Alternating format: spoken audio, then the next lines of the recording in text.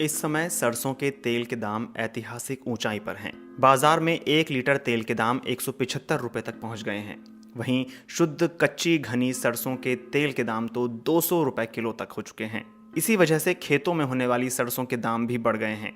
भारत सरकार के उपभोक्ता मामलों के विभाग के मुताबिक अप्रैल 2020 में भारत में 1 किलो सरसों के तेल की औसतन कीमत 117.95 रुपए थी, जबकि नवंबर 2020 में यही दाम 132.66 रुपए प्रति किलो थे। उपभोक्ता मामलों के मंत्रालय के मुताबिक मई 2021 में भारत में सरसों के तेल की औसतन कीमत 163.5 रुपए प्रति किलो हो गई थी। भारत सरकार के आंकड़ों के मुताबिक पिछले एक साल में खाद्य तेलों के दामों में 55% तक की बढ़ोतरी हुई है।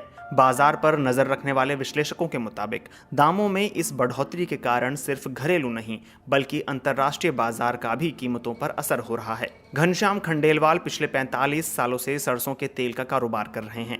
घनश्याम खंडेलवाल मानते हैं कि सरसों के दाम बढ़ने के पीछे कहीं न कहीं सरकार की मंशा भी है। वो कहते हैं कि ऐसा भी हो सकता है कि किसानों को सीधा फायदा पहुंचाने के लिए भी सरकार ने सरसों के तेल के दाम बढ़ने दिए हों। खंडेलवाल कहते हैं कि पिछले 13 सालों में अंतर्राष्ट्रीय खाद्य तेल बाजार सबसे ऊंचे स्तर पर है। जो तेल 25 सेंट तक का मिल जाता था उसका दाम अभी 65 सेंट के आसपास है।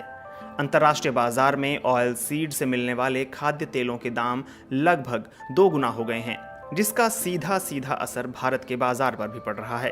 अगर यह तेजी जारी रही तो सरसों के दाम 8,000 रुपए प्रति क्विंटल तक भी पहुंच सकते हैं। कृषि विशेषज्ञ देवेंद्र शर्मा सरसों के तेल के दामों के बढ़ने को एक स्वागत योग्य संकेत मानते हैं। वो कहते हैं इसका सीधा फायदा किसानों को हो रहा है। देवेंद्र शर्मा मानते हैं कि भारत में खाद्य तेलों के दाम बढ़ने के पीछे कहीं ना कहीं भारत सरकार का मलेशिया से पाम ऑयल के आयात पर सख्त होना भी है। शर्मा कहते हैं, जब मलेशिया ने कश्मीर के ऊपर टिप्पणी की तब भारत ने मलेशिया से पाम ऑयल के इंपोर्ट को फ्री लिस्ट से निकालकर रिस्ट्रिक्टेड लिस्ट में रख दिया। भारत अधिकतर पाम ऑयल मलेशिया से ही इंपोर्ट करता है, लेकिन अब भारत का मलेशिया से आयात लगभग 0 हो गया है। इसका सीधा असर भारत के खाद्य तेल बाजार पर हुआ है।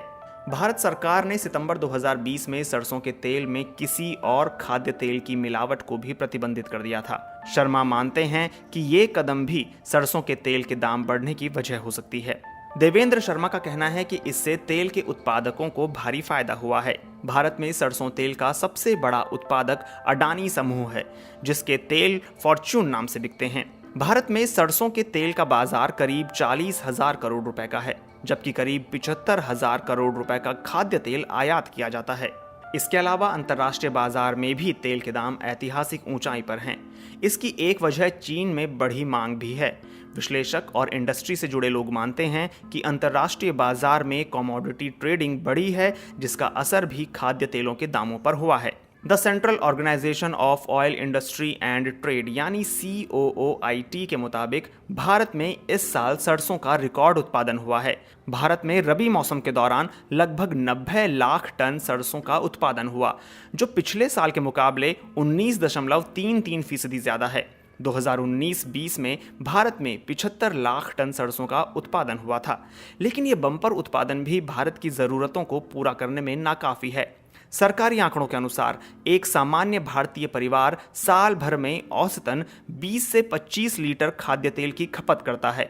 भारत में खाद्य तेलों की खपत में हर साल औसतन 2 से 3% की वृद्धि होती है, लेकिन कोविड महामारी के दौरान भारत में खाद्य तेलों की खपत कम हुई है। कृषि विशेषज्ञ प्रोफेसर सुधीर पंवार कहते हैं, भारत में सरसों का उत्पादन भी भरपूर हुआ है और बाजार में कहीं ना कहीं डिमांड भी बहुत अधिक नहीं है। ऐसे में सरसों के तेल के दामों में वृद्धि की वजहें कृत्रिम भी हो सकती हैं। वहीं घनश्याम खंडेलवाल कहते हैं कि तेल के बाजार में हर 7-8 साल में एक उछाल आता ही है, दाम ऊंचे होते हैं। साल 2008 में भी ऐसा हुआ था। तेल बहुत तेज हुआ था, लेकिन फिर 2009-10 में मंदा हुआ था। अभी तेल के दाम अपने अब तक के सर्वोच्च स्तर पर हैं। ऐसे में लगता है कि अभी और दाम नहीं बढ़ेंगे। सरकार और बाजार दोनों अलर्ट हैं। खाद्य तेल के दाम बढ़ने का असर आम लोगों के बजट पर होता है। खपत का कम होना इस बात का संकेत भी है कि बहुत से लोग अपनी ज़रूरत के हिसाब से खाद्य तेल नहीं खरीद पा रहे हैं।